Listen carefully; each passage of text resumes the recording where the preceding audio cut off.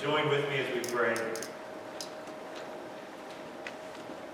Lord, we give great thanks to be in this house, to be together. We give thanks for each person who's here today.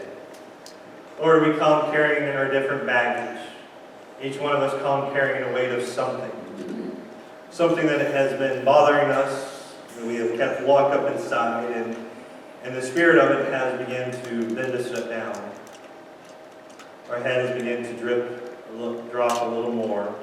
Our eyes that once looked up towards the sky now look down towards our feet. We start to see things half empty. We start to see things as if they can't get any better. We come here wondering if somebody will notice the pain we are going through. If they will notice the struggle, and if they will at least just say something, anything, a kind word, even a hello. How are you? And not one of those just, how are you doing today? Let's talk about the weather, but really, how are you doing? Each one of us come here carrying something, in need of being set free. So Lord, I ask that you set us free. That you untie the yoke of our sin and the yoke of our burdens and the yoke of anything that is weighing us down. That you let us go. To set us free, to be cared for, to be loved. To know that your grace abounds. Lord, it is in your name we pray. Our Father, who art in heaven, hallowed be thy name. Thy kingdom come, thy will be done, on earth as it is in heaven. And give us this day our daily bread, and forgive us our trespasses, as we forgive those who trespass against us. And lead us not into temptation, but deliver us from evil. For thine is the kingdom, the power, and the glory, forever. For 18 years, she's been weighed down by a spirit. For 18 years, every morning she's woke up, she's put on her makeup, she's wondered what dress to wear now. It's a little Dionne Warwick for y'all. This is one of my struggles, is preaching to such a young crowd. They don't know who Dionne Warwick is sometimes, and I feel like I'm just a little too old for you. But Dionne Warwick there, just a little kick up, say a little prayer. So she's blow-dried her hair, brushed her teeth, put on her deodorant. She's even gone into her closet, picked out her best Sunday dress and her best Sunday hat. There was a time you ladies wore your best Sunday hats at church. So she picked out her best Sunday hat. She'd go out there at the bus stop where the church van would pull in right about 10 minutes before the van gets there. She takes her seat there on the church van as they bring her to church. For 18 years, she's gotten there as early as the bus driver will take her. And she stays as late as the driver lets her. She gives her full 10% every month. She prays every morning. She prays every evening. She keeps the commandments. Her neighbors call her Nana. And she always has a Hershey kiss for the kids. At night, though, the pain wakes her up. And she prays for a miracle. She prays for just one peaceful night's sleep. She prays for someone to notice her affliction. For 18 years, her church family has never made eye contact with her. For 18 years, the pastor has said he's too busy to meet with her after church, telling her to come back during office hours when the church is open for healing. Still, she shows up every Sunday. You may wonder why this church, well, it's the only show in town that offers a ride. She shows up hoping that this Sunday would be the Sunday. And then he saw her. He stopped in the middle of a fiery sermon on Isaiah 58 and he calls to her. The whole congregation turns to the very last row. Last pew where she sat for 18 years. And they finally make eye contact with those beautiful hazel eyes that have the look of sorrow, sadness, a glimmer of hope. He calls her forward. He looks her in the eye. And he says, "Woman, you have been set free from your affliction." And he lays his hand on her. And she straightened straight up. Stood straight up. All at once, she let out that hallelujah that she'd been saving for 18 years. They even cracked the stained glass window. And she whooped, she hollered, and she did a little shuffle Andy, like she had just won the lottery. Easy there, big fella. And this infuriated the pastor. It infuriated the deacon board. It infuriated the choir. They didn't appreciate such work on a day when there was to be no work. The Sabbath was a day to keep holy. Even the animals were not to work. And bless their hearts. That's a southern thing to say. I'm sure their intentions were pure. They were, after all, keepers of the tradition. And if you allow one exception for one rule, you'll end up making an exception for all rules. Next thing you know, everybody's going to be dancing in church. You just can't do that. There are 6 days, the preacher responds, which work is permitted. You come and you be healed on one of those days, not on Sunday. You don't interrupt worship so that you may be set free. And the truth is, I don't know why he's yelling at her. Maybe he's not yelling at her. Maybe he's passively, aggressively yelling at her by directing to the rest of the congregation. I mean, it's not her fault. She's been sitting in her pew for 18 years. That last very back end of the pew where nobody sits, and well, except in Baptist churches, except for this morning. Why don't you all sit up front? It's good. Breaking the law here. Breaking the tradition. When she was a back row Baptist, and she's back there. No, I'm not talking about anybody back there, so it's okay. She didn't request Jesus to heal her. She didn't interrupt his fine preaching to heal her. Jesus, we're told, sees her. He saw her and he stops what he's doing. He calls to her. Jesus made the choice to set her free. And she knows the law. She knows the tradition.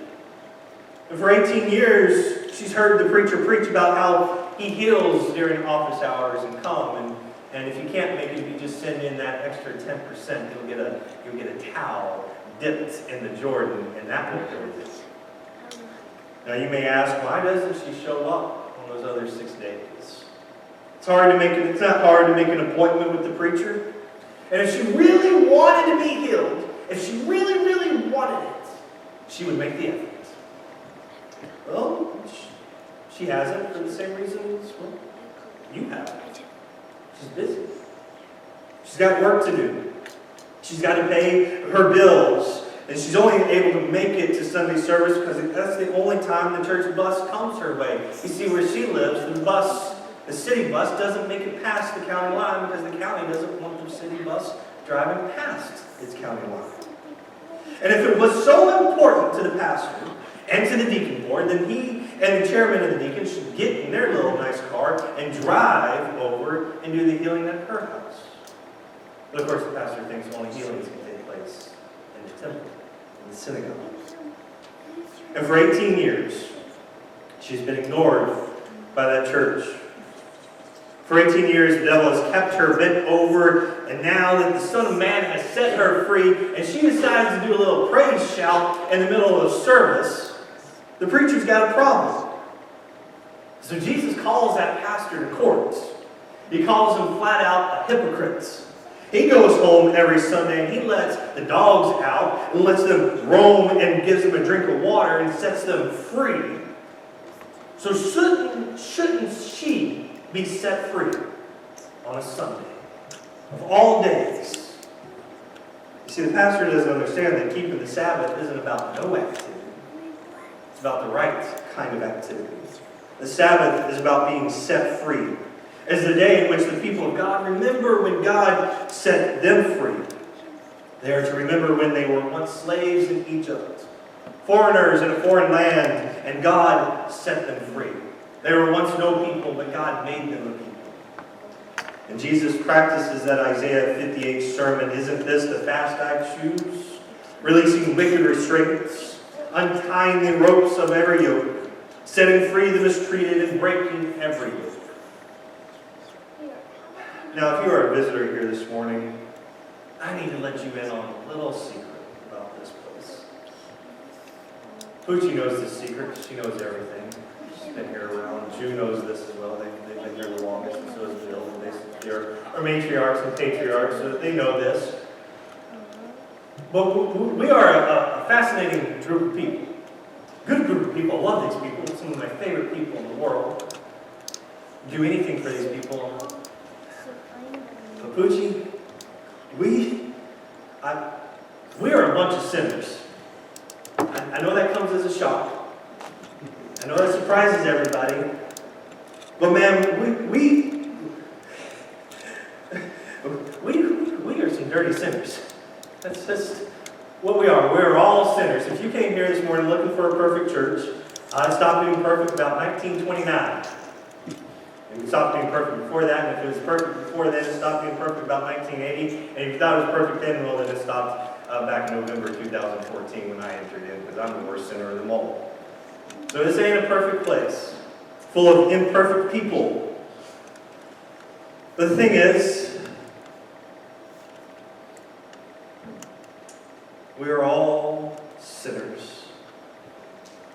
Romans actually tells us, and I know I'm right, because the Bible says, Romans says that for all have sinned. And I learned this week that if you read that, and it's a Greek text, and it's grammatical, and the way it's written, grammar and tone, that what Paul is saying is that all have sinned, all are sinning, and all will sin. You sinned on the way to church this morning. In fact, you've sinned since you've been at church. And as one preacher said, this is when you're trying to do your best, right? By the time I've gotten up to speak, every one of us has sinned.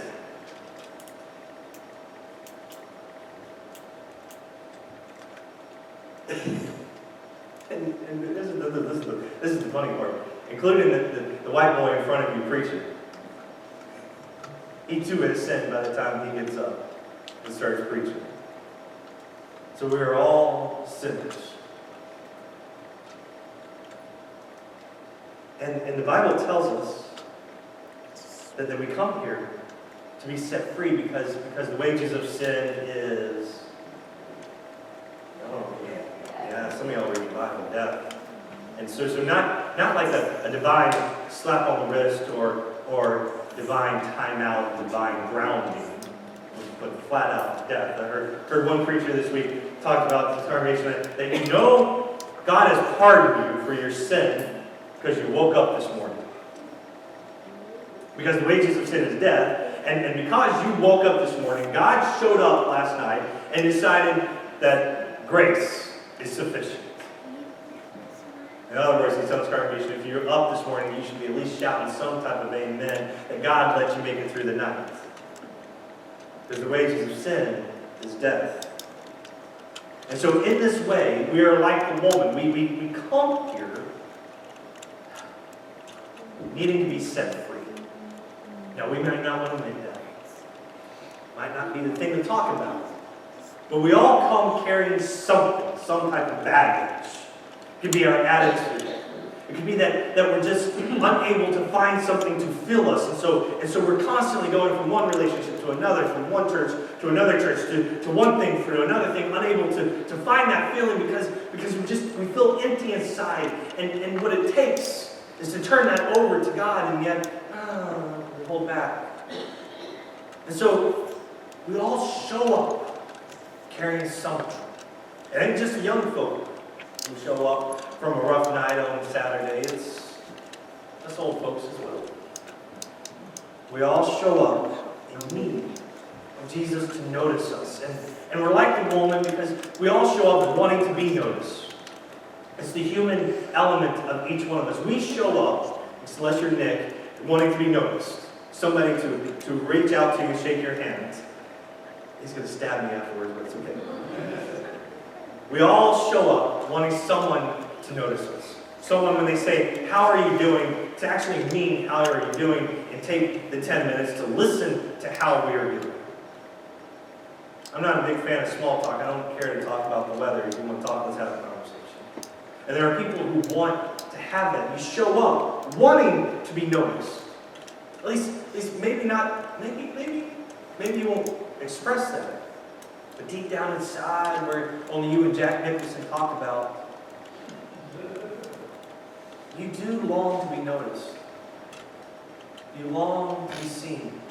If somebody can see the affliction that you are suffering and going through, you just want them to notice you. You want Jesus to notice you. And in that way, we are like the woman. In another way, we are also like the synagogue leader. You see, Christians, while we're at our fast, we have a tendency to be a little selfish when it comes to sin. And we're really great. Some of us have a really great talent at pointing out other people's sin. Not sure if that's a spiritual gift, but many of us have that talent. I've got it really good. I am fantastic at it. I can name each and every one of you sin. Lee, I can go through your whole list of things and just name them. And here's the kicker. I am so good at it. I am so talented at looking for that little speck of sawdust in Lee's eye that I ignore that 4x4 sticking out of my own. It's because I wear contacts. But each one of us, we have that little bit of talent in which we expect Jesus to forgive our sin. But Lord, help the sinner that Jesus forgives that isn't us. We've got a real talent in wallowing in our own self-pity, and at the same time telling others to pull themselves up by their bootstraps. We're great at crying out for mercy for ourselves and denying that mercy for our neighbor. We want Jesus to notice us. And when Jesus notices our neighbor, we get mad. Why are you healing them, Jesus? Why? They don't even go to church like I do. They don't pray like I do. They don't read from the King James like I do. They don't even sing the hymns like I do. They don't give the full 10% like I do. And they don't even volunteer like I do. So why are you taking time to notice them? And in this way, we all do this. We are like the synagogue leader. And so, when we simply threaten to leave church because no one notices us, no one has recognized us, no one gives us special attention, no one does what we ask, or no one listens to our opinion or asks of our opinion, we need to hear the scathing words of Jesus so that we may be set free. We need to hear how it's necessary for those trapped by Satan are set free on God's holy day. We need to hear the Son of God say, she's a daughter of Abraham. She's a daughter of God. Because it reminds us that we too are sons and daughters of God. And we need to hear the Master say to us as well, you are set free from your affliction. Because when we hear the Master say it to the woman who has been bent over for 18 years, weighed down by the Spirit, when we hear that she is set free, it gives us hope that we too may be set free. You see, the synagogue's leader's failure is not in keeping the Sabbath. He does a great job at that. He's the best at it. His spiritual gift is keeping the law. His failure, though, his failure is to recognize that the Sabbath is intended to set people free. While he wants to maintain the letter of the law, Jesus embodies the spirit of the law to set people free. And so Jesus is showing the entire church that God's grace isn't confined Monday through Saturday, 8 a.m. to 5 p.m. And Jesus is showing us that God's grace abounds not only Monday through Saturday night, it even abounds even more on Sunday morning. And we should be thankful that that is the case. We should be thankful that grace abounds. We should be thankful that God is not bound by our office hours. We should be thankful that God's grace is on call 24 hours a day, 7 days a week, 365 days a year, and all it takes is you just going, Lord, Lord, help me. And we should be thankful that Jesus stops his sermon and sees the woman. We should be thankful he sets her free. For it reminds us what Paul writes in Romans 5:20. The law stepped in to amplify the failure. And when sin increased, grace abounded much more. Grace, grace, God's grace. Grace that will pardon and cleanse within. Grace that is greater than all our sin.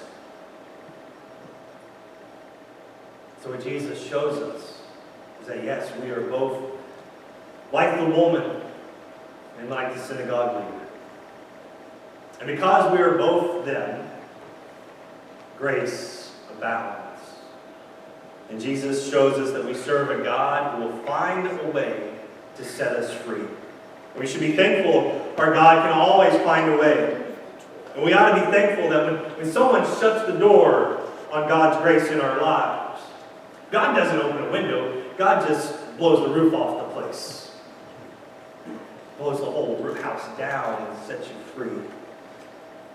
We ought to be thankful that God notices our afflictions when no one else can see it. Or when they choose not to see it. And here's something else you need to know. Is we're never told what this woman's affliction is. But I think it was a case of the nunya. You know what that is? Nunya business. For each one of us actually may have an affliction that might be no one's business. You see, one of the things about being a pastor is you hear things. The walls talk to you. Mainly because you're here late at night and this place is spooky and there's literally ghosts in some of the buildings here. But you hear things. You hear what's going on in people's lives and you don't expect it. You don't get the specifics, but you know something is going on. And I don't need the specifics to reach down, sit down and pray for the names of people who attend my church. I just know each one of you have an affliction, or suffering from something, or struggling. And though it might not be any of our business, what is our business is to pray for you, to lift you up, to know that we see you. And when you're ready to share, you're ready to share. But I mean, we all know church folk can be a little bit nosy. We like to know what our neighbors are doing. My neighbor likes to mow my yard, just an FYI. I know what she's doing all the time. My son knows what she's doing more than I do. He disappeared the other day and ran over to the neighbor's house. Good for him. Good for us. Again, sinfulness, right? Now I want to close with this. You read that last part of this passage. More people were overjoyed that Jesus saw the woman, named her, healed her, and set her straight up than there were who were angry that he interrupted church for a healing. The people were overjoyed. And so when I think about those who need to be set free, and each one of us needing to be set free, I think about that old sweet day when we will all be set free. The new day when the new heaven and the new earth will come down, and there will not be a moon or a sun, because the Lamb will be its light. God, its glory. And God will dwell with us, and we will be set free. And on that day, each one of us will sing, finally, free at last, thank God Almighty, I'm free at last. So if you come here this morning to get healed on a Sunday, to be made to walk right Monday through Saturday, I've read your Facebook page. You've read mine. We've all come here to be set straight. For though we are all sinners, we are who we are by the grace of God. Amen? Amen. Let us pray. Lord, you have blessed us. You have kept us. You have raised us to walk in a new life. Lord, we come carrying so much baggage. We are sinners. Sinners in need of grace. And every morning, new mercies we seek. Lord, set us free. In your name we pray. Amen. Our hymn of invitation is hymn number 628, He Touched Me. If you'd like to join our church family, this beautiful group of sinners, talk about what it means to be baptized, what it means to follow Jesus. And if you need somebody to pray for you, need space to pray, I will be down here to welcome you, to greet you. And our altar is open for prayer. So let us stand and sing together.